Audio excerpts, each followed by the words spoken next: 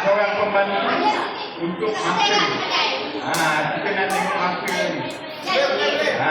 Pembantu. Saya cuma bagi arahan dia. Masa mesti ada seorang pegang. Siapa yang lama. 2 bulan lah. Seorang 4, seorang 3. Okey, pecahkan pandu kumpulan. 1, 4 orang.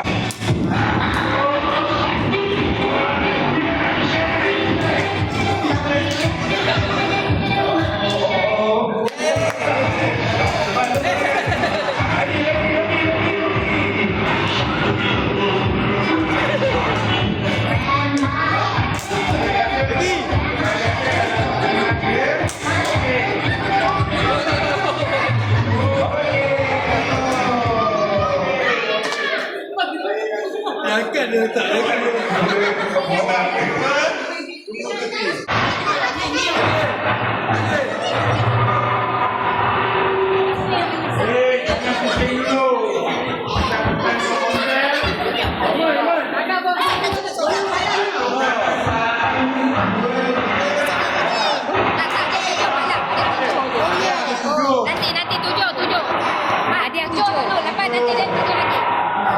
Dia 7. Lepas nanti dia 7 lagi. Sekejap lagi game next. Jarak sikit. 1,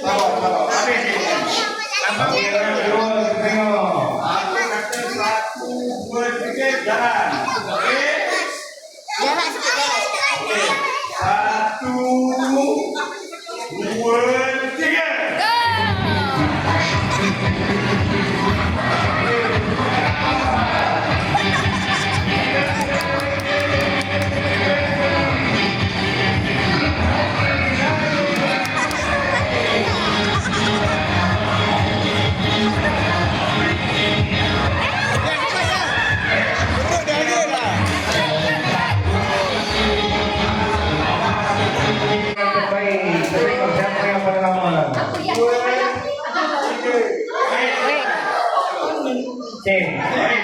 Depan sikit kakak. Ayang Jaya.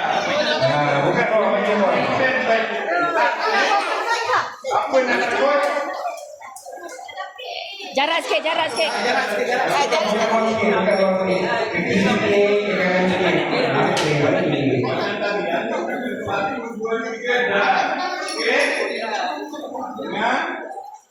Ini last tau. Fokus. Ambil nafas. Pegang ni tau. Sophia, pegang ke atas. Kakak nervous. Kakak jangan nervous. Relax.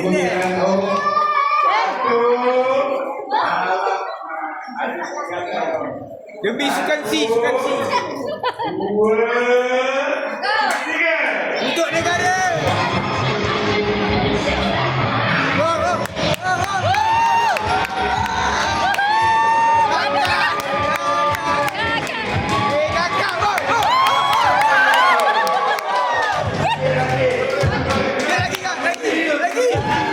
Raya untuk negara.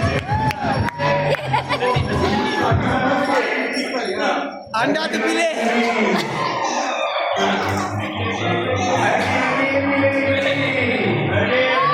Kakak boleh wakil Malaysia.